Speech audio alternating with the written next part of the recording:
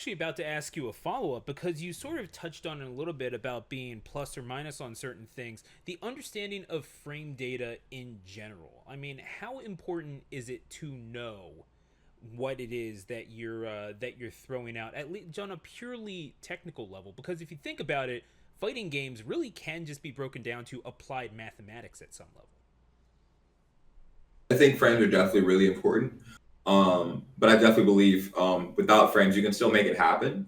But you definitely have to get a lot more reps in because big thing for Tekken or fighting games in general is just like the vibe of the situation that you're putting the opponent in. Sometimes you can see just by how quickly a move recovers visually or how quickly the opponent can attack you, like, oh, that person, he's going to, scrap already. So it's like when you press more quick buttons, it's kind of like boxing in a way where like you just keep doing quick jab, slow jab with the openings there, Yeah. or move around because so it's like a kind of a feel you can get into, but the frames explain those feelings. Like, oh, he was immediately able to retaliate after this because he was only -1. But then from there, even though he's -1, he's throwing a super slow move, so therefore I have more frames to throw something out like that. So it doesn't answer all the questions. It just kind of explains why some of the stuff happens, but you still have a lot of leeway and freedom to do things that aren't as mathematically sound as you may think. Like, why would you do a minus or a plus 30, a move that's 30 frames? You only had two, you're only plus two, stuff like that. But you can make it work for you just by kind of paying attention, I guess. So you're learning how to fight through fighting, but then you use that frame data to scrutinize your hypothesis, as it were. Yeah, definitely. Like you can do whatever, but then you can explain it with the frames. Like I had this much time to act before you, but instead I knew you would hesitate, so I spun the situation this way.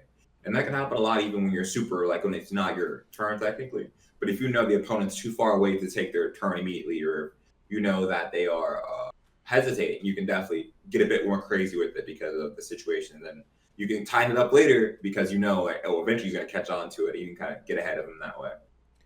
So I did allude to the analogy of you kind of rehearsing your lines and Mm-hmm. all that, but even the best actors sometimes need to improvise. Can you think of a moment where you saw your theories being tested and really countered in a way that you weren't quite expecting, but you were able to turn it on a dime because of your understanding of the game? Like the mid set adjustment. Like what was that moment for you when you realized the importance of that, and really what was your proudest moment in being able to adjust? Mm, well, definitely, I can give a quick example. Just like from yesterday, I was playing a friend of mine, really good gym player, local gym player named Mega Clinton, that's coming to the scene this year.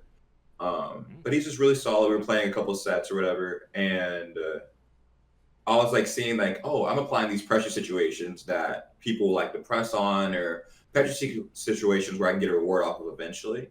But he's very patient, and so I wasn't able to capitalize on it just by doing what I would hope would get a action. I had to see like, oh, well, if he's doing X, Y, Z, like he was kind of delaying a bit. I Right. was like, well, I should definitely lay on a lot more plus frames, and with those plus frames, go for lows or use the openings to my advantage because I have the time to do stuff. So I was doing like slower charge up moves or whatnot. Mm. So just like it happens all the time. I may have a kind of an understanding of how I want it to work in rank while I'm playing a character like Victor or a new character or playing a friend or in a tournament. But they're like either aware of the way I play or aware of Lily. So I'm like, oh, they're not biting in this situation. Let me spin it. But to answer your second question, like I guess the most proud moment of when I was able to adapt and overcome was another shout out. This one was Tekken 7 though. It's just super fun one for me just because it had like a really popular Twitter clip that was like revolving around that I will never let die. But there was this one time I was playing this player, Inconsiderate Raccoon, who's like a super cool dude.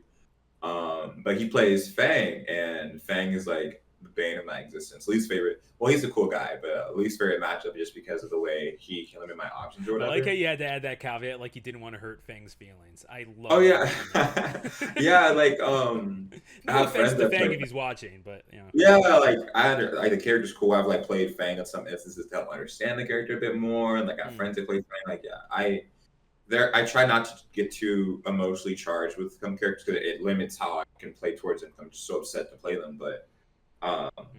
during this time period, I think I was still pretty upset at the character. But we were playing in the tournament. It's Frosty Faustings, and I think this is like either top 16 or something like that. Pretty close to almost top 8.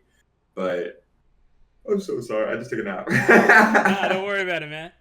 But we're duking it out or whatever, Lily versus Fang, and I'm locked in. I'm like, let's do it or whatever, let's make it happen. And it's just like we're having some really close smashes or whatever, but it's just not working out for me. Like we're trading in situations, and I'm losing. I'm losing damage off the trade. Like their GameStop trades is not in my favor.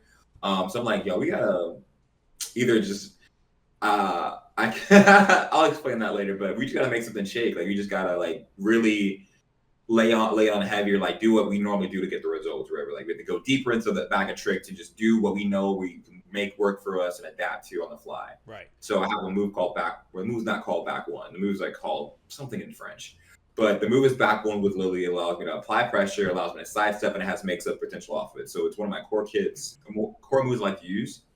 So I was doing this move a lot because I was like, yo, if you're not gonna engage with me, I'm gonna do this move until I can get a reaction out of you, or you're tired. And so I was doing that to kind of get information, and I was just building on it. And so he wins game one, I win game two, and then game three, I'm like, yo, let's wrap it up. Let's wrap it up. We're doing great. Let's finish what we started.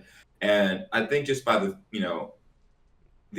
mindset of just like, yo, you're not doing anything that's going to work based upon how they're playing. So you need to really do stuff that can yield results. And so that's what I did. And I'm sure in the moment I listen to some hype tracks I know because I have my headphones in. But Mm-hmm. yeah, whenever I play Tekken, sometimes I get too lackadaisical, too relaxed about what I'm doing or whatever, or I may not be focused or not just like engaging as I should be with like my options. And so I'll like say I'll say to myself like, yo, it's game two. The set's almost over. You don't even know if they block Hell Sweep left, or you don't know if they block Hell Sweep or Snake Edge. Like you haven't done it. So I'm like, you're right. I'm not actually doing stuff that can actually work or requires them to engage with me. So that's kind of a really high moment. And if you want, I highly recommend looking up Frosty Fausting Trojan versus Ink Inside Raccoon. And you can kind of see that the actual the video itself is a lot more fun just because it's like a pop off super sick at the end. And I guess that's why it's super funny to me because I'm like, yeah, fuck Fang, fuck you, bro. But he's a super nice guy, so I don't say it like with malice or anything like that. But great moment, great moment. Look, they're not your friends if you're not telling them to go f themselves and all that. But Mm-hmm.